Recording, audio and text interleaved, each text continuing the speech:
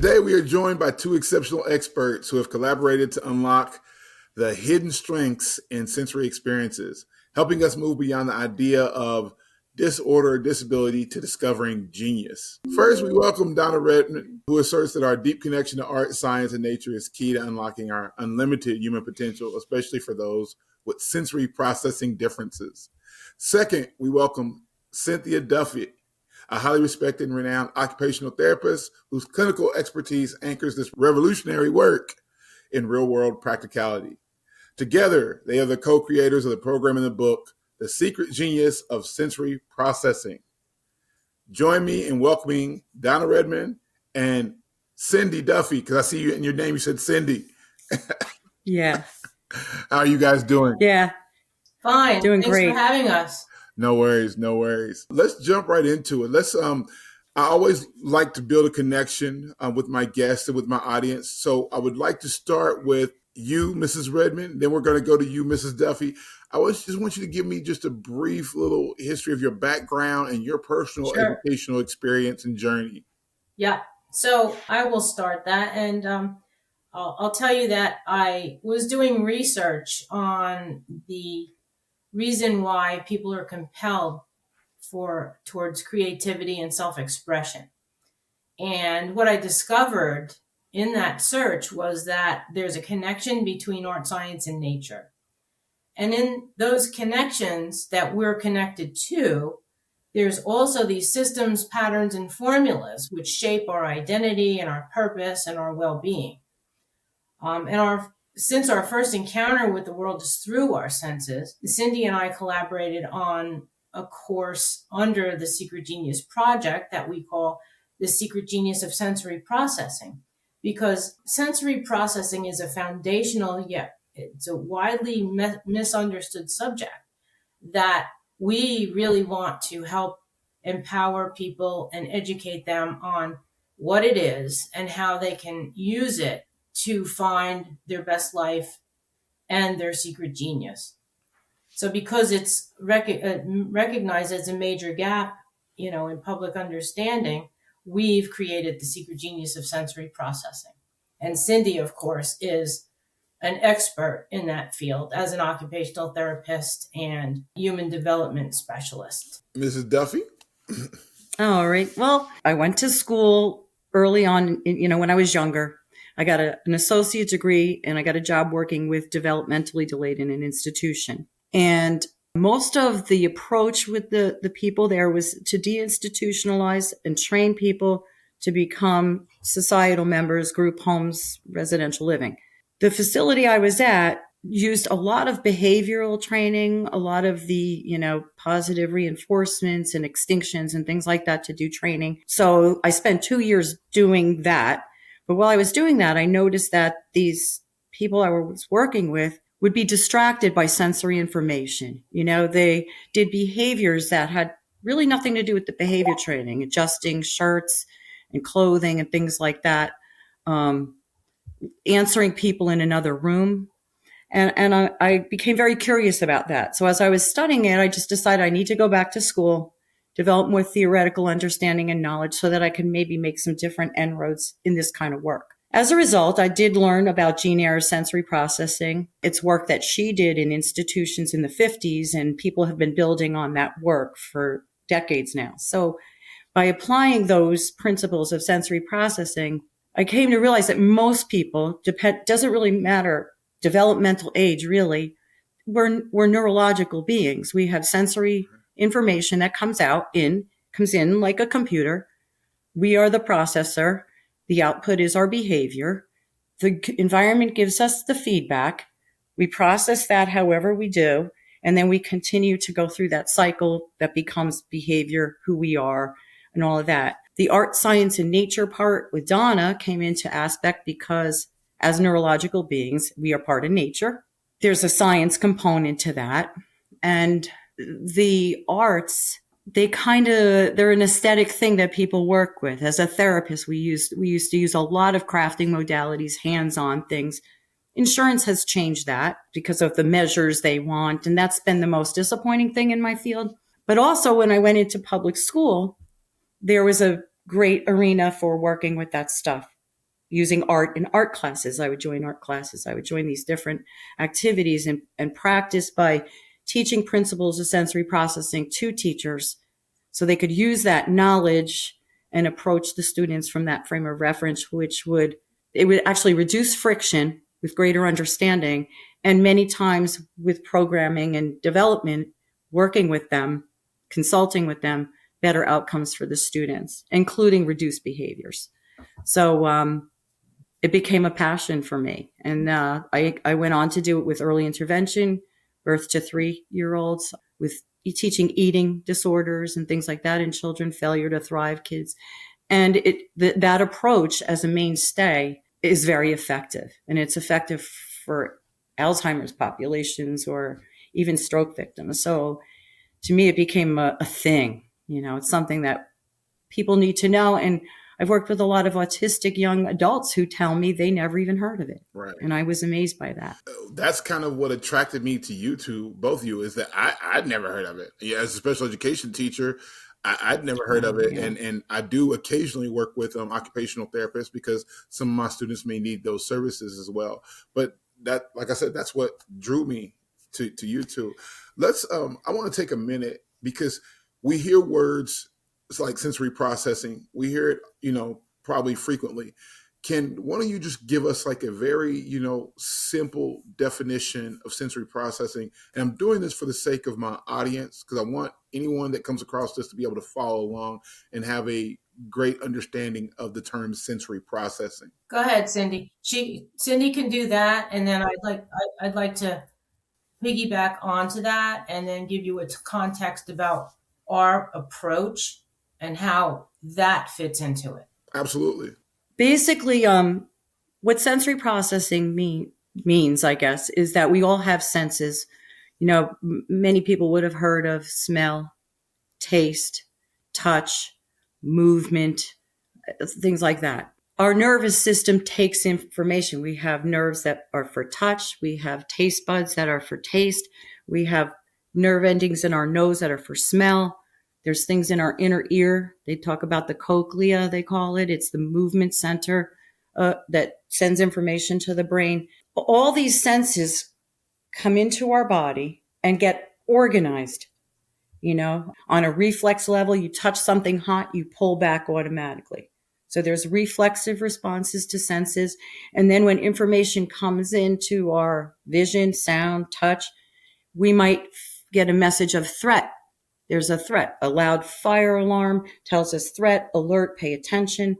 Then you get verbal cues. You have to listen and look. So you're using senses, these different senses that come together to formulate ideas of what's going on. And then we learn the steps to respond to what's going on. And if we're physically intact, we respond.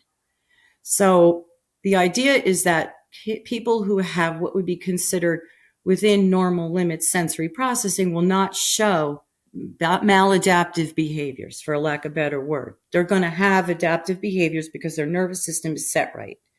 If you're someone who, let's say, is very sensitive in your sensory system, sounds will make you feel anxious. Loud noises might frighten you. Touch that you don't expect could frighten you. So if you're very overwhelmed, your behaviors might be oppositional, yelling, crying, escaping or eloping. All these behaviors that come out tell us something. People who have a response system that's low, it takes a lot to register the sensory information. Maybe those people who move a lot, we call them hyperactive. They move a lot. They rock.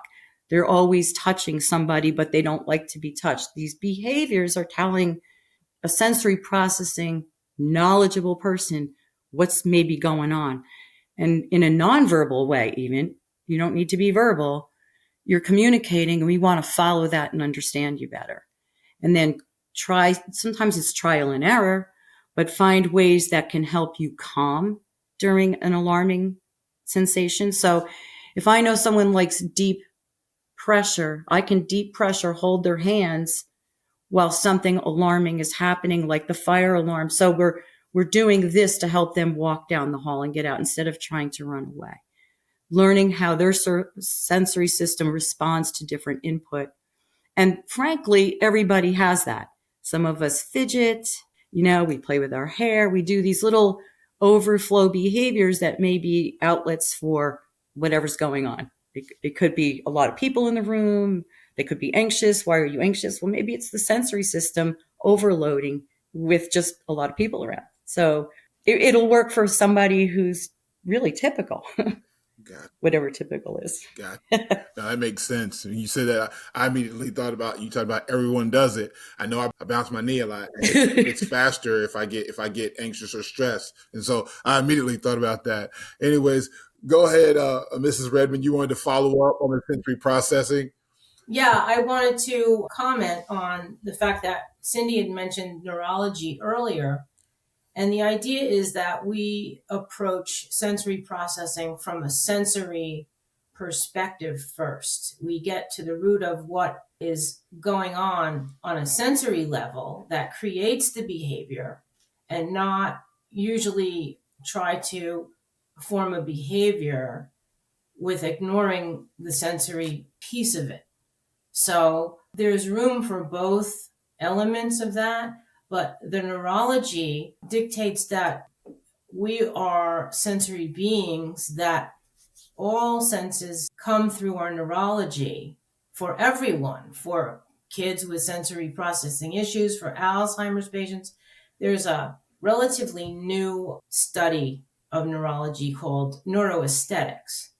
And the definition of that is the neurology of the aesthetic expression through art or other sensory influences. And that's the pivotal piece here, because our sensory influences dictate absolutely everything about how we feel, our identity, and how we process things, how we learn, how we engage with others, how our relationships are based. And when that is addressed, the person can then have a really good start at understanding themselves, because understanding yourself is empowering. And when other people don't have a name for the thing that's happening to someone, you can't connect it or understand what it is you're doing or compare it to someone else, or if it's a strength or a weakness. So many times Cindy and I talk about how, a child might have a sensory processing issue that might be overshadowing everything else, when in fact the child has a genius there that's being overlooked, because parents and educators, though they mean well and want the best for their kids, may not have the language, the verbiage, or the understanding of these concepts, let alone the child, who Cindy talks about all the time, wouldn't have a label to communicate to an adult or someone else. This is what I'm feeling. I'm seeing lines double. I am skipping words. They don't know that because they think everybody does that. Right. They don't have the perspective. Absolutely. So when a student with sensory challenges, let me rephrase. So when you guys meet a student with sensory challenges, what is the first step?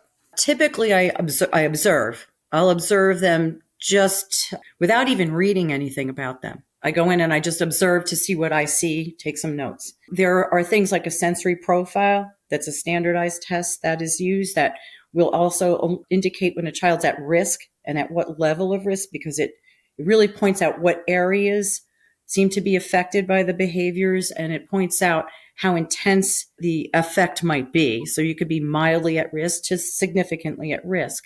And then through a process of evaluation, I can find out where their touch system is really at. Do they like heavy pressure? Do they like light tapping? Can they localize touch on their hands? Because something like that, just being able to know that and the position of your hands is how you copy from a blackboard. You know what your hand is doing. You synchronize all these things. So what I do is break down, an OT who's sensory aware, works in the area of sensory, will break down all the different components of what it takes to have fluid sensory processing and find the little tweaks and deficits that are in there, and then prioritize which ones should be worked on first. just for an example, because it is complicated and it's hard to explain, but if a child has a behavior, and let's say this school wants to do a functional behavioral analysis, and what they look for are the behaviors that happen or what goes on right before the behavior, the negative behavior, what we don't want. From an OT perspective, if you understand what the triggers are for these kids, then you stay ahead of them and then you don't set them off, so to speak. The other part of it would be then in observation, someone might say, well, the boy sitting in circle time punched him in the arm or tapped him in the arm, and that's what set him off. And then he hit him back. From my perspective, I might see that he came in off the bus. The movement on the bus has him rattled, banging through the doors, trying to get the coat off. All the transitional activities that are sensory oriented have him already, on a scale of 1 to 10, he's at a 9.5 before he even hits the classroom. He's sensory sensitive. So the kid who bumped him may have actually felt like a punch. So his response was self-defense, not aggression, but in his mind, self-defense. So when we're to have a sensory person in that team to maybe be able to see 2 or 3 events before the event that a behaviorist might see is, I think, critical. And at the points where they have used input from personally myself, the plan is set up completely different then. Rather than working on the behaviors between other students, it might be transitional activities. When he gets off the bus, have him hop, have him grab some stuff, like all these calming, grounding things that get him into the classroom at a more self-regulated level. There's even programs out that used to talk about how does your engine run, making children aware, like what are you revving at? And that's actually the internal sensory systems, our sympathetic, parasympathetic, what makes you feel nervous, what makes you feel hungry. Those are also sensory things. And so if a child doesn't eat and he's not eating at school and maybe he doesn't hungry. So there's all these neurological reasons why you might be seeing behaviors. So that's the whole idea of synchronizing sensory information with education, with parent training. Parents will parent differently. Absolutely. Wow. I mean, I like how you put that. And when I listen to it, I think of it as getting the full picture. I think so many times we don't get the full picture. Mrs. Redman, I want to specifically ask you about how do we implement the art and science nature? Because I know that's part of it, art, science, and nature to kind of help unlock this potential or to help with the sensory process. How do we infuse that?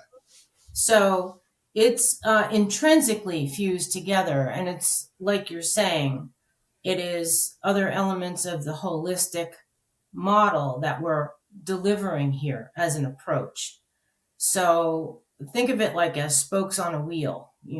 We have, say, a specific example of a child in school. Cindy might work with that child on sensory things that are more related to art, but there's a definite neurological science behind that art therapy. When you're talking about other people like Alzheimer's patients or addiction and recovery, these elements all tie together because, again, the core of the pivotal piece of it is that we're sensory beings. So if we're dysregulated, we might want to self-medicate. There's all these things that come out of it as another spoke in the wheel. And so the art therapy may engage that dysregulation in a way that delivers the self-expression that we're intrinsically wired for as well. So that's how the creativity and self-expression portion comes into it. That when we are working on an art therapy project to regulate, so to speak, or with an Alzheimer's patient to become grounded, that automatically delivers a vagal nerve sense feeling inside the body, which is a physical thing and a scientific element. Some of the examples I use are how now that we have cutting edge technology, we can see neurons firing in the brain when someone is put in place in front of something that's beautiful, we can see that now, and it's purely measurable because we see this neurology going on with an MRI. We hadn't had that before. And that was all rooted in early 2000s, 1990 and 2000s, with Samir Zicki and Ram Machandran, where they established the field of neuroaesthetics. And that is a broad brushstroke where a lot of these things are explained, how Parkinson's patients are able to stop tremoring when they hear music. Mm. So this is such a holistic thing. There's many facets. It's like a diamond. And for Cindy and I, we're specifically speaking to the secret genius of sensory processing, directed at parents and educators with children in the school systems, because that's where it begins. Children become adults who are either aware, self-aware, and have leveraged their strengths and been supported in their deficits, or not. And many, many times, if there's a lack of awareness of what wires a person and any indication of what their sensory profile would be, many times they feel like they're stupid or they can't do it. And in fact, their genius is missed entirely, and the entire trajectory of their lives could take a wrong turn. And so we're really trying to change that with that sort of a holistic awareness. Absolutely. Let me ask you this, because obviously art, science, nature is such a big part of sensory processing for you guys. Mm-hmm. How do you guys feel about art programs and music programs? How do you feel about the attack on the arts, essentially, in schools? And how does that play, or how does that affect, using the arts as a healing component? So I'm going to answer quickly, and then I'll set it up, and Cindy can have it. I see she's moving in her seat over there, so she has something to say. Certainly. I don't jiggle my legs. I do this. So from my perspective, the research shows, and Brené Brown says, that unused self-expression metastasizes. So I think that says quite a bit. We are wired for self-expression. We create art, we experience art, and that is the answer to what I set out to find out in the first place. What compels us to keep making those wooden pens and clay pots and decorating rooms and whatever? And a lot of times we're driven to that. Like I do that with photography. I cannot go somewhere without that compulsion to snap a shot of something. I'm like, what am I doing here? And the neurology behind that is that we are certainly wired that way. So reducing the ability to have arts in the schools and in other civic locations, community groups, is devastating on a level that may be unseen for most people, because in fact, no matter who you are, if you're a person and your heart is beating, you have a sensory system, and you therefore must create and experience art, because we know that the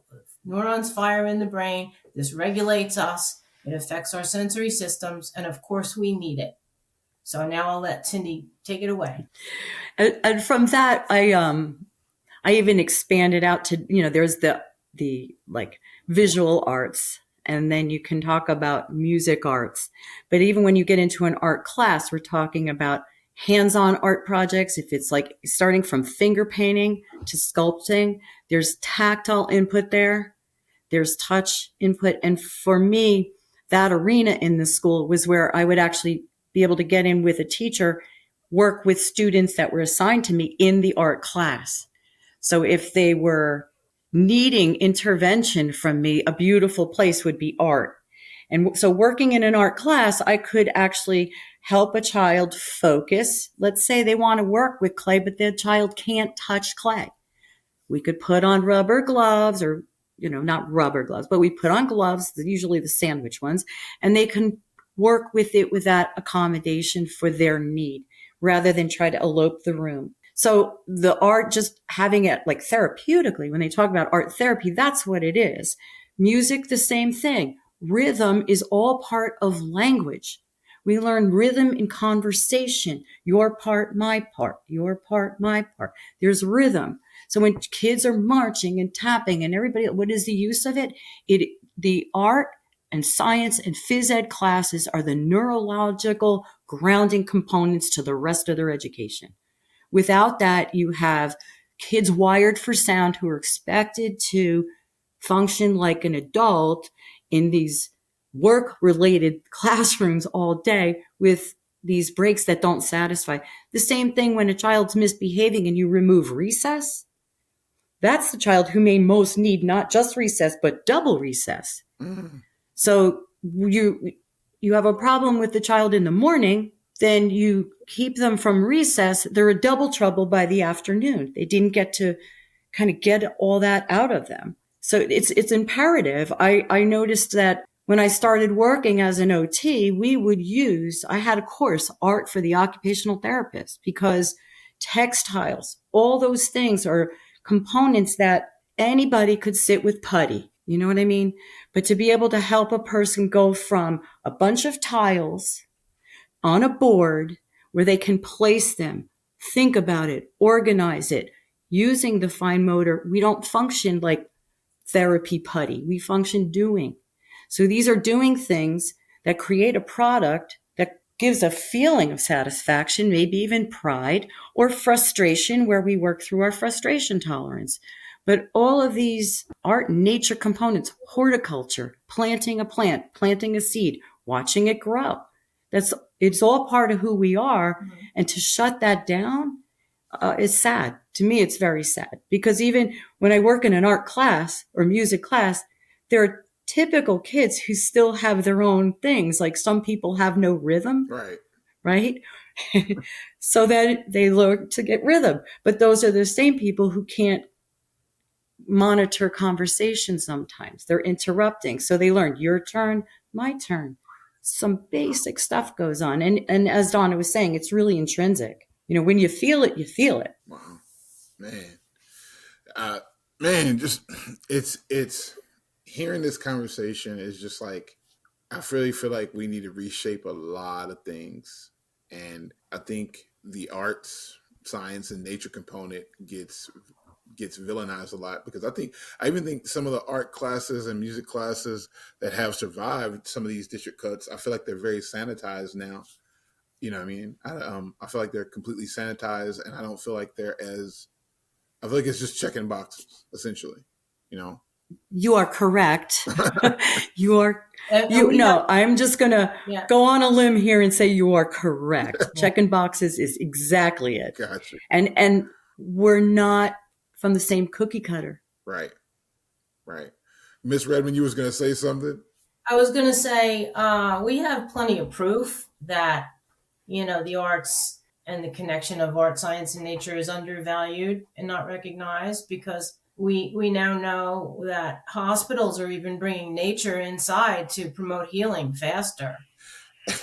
You know, now that you said that, I have to tell this story really quick. So I went up to the Mayo Clinic, and I was in there, and when you talk about the nature component in hospitals, they actually had, I guess, Mayo Clinics. I don't know if it's like their mascot or kind of like pseudo mascot.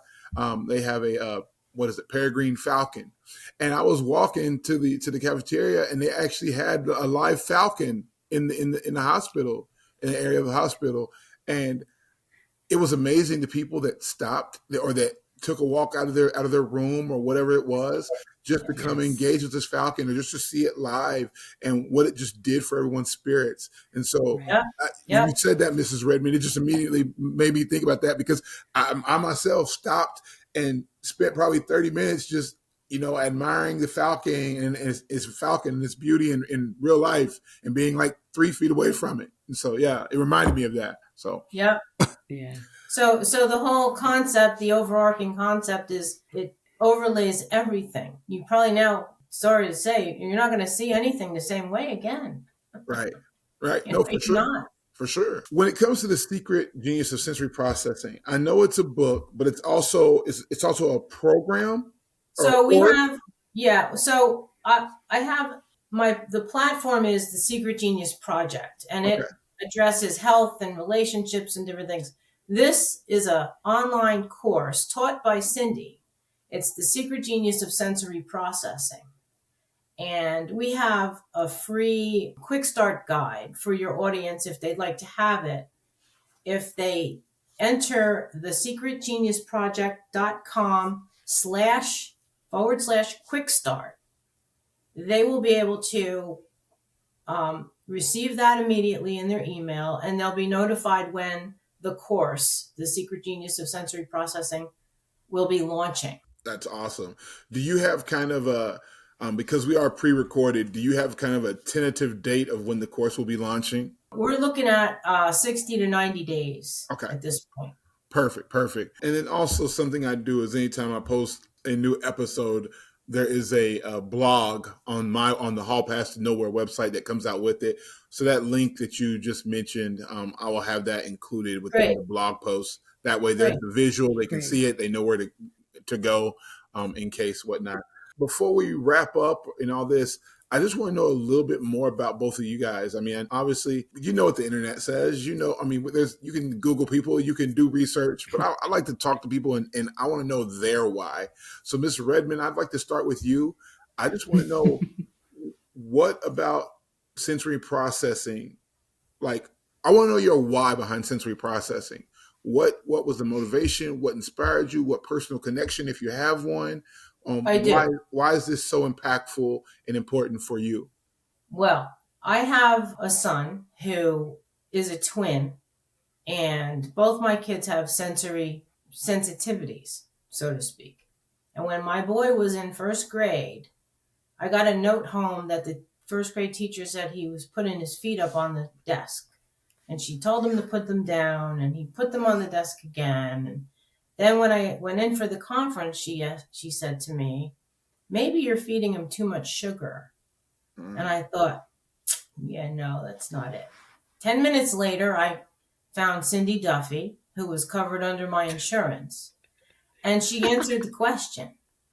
She said, your boy is feeling himself in space. This is just proprioception.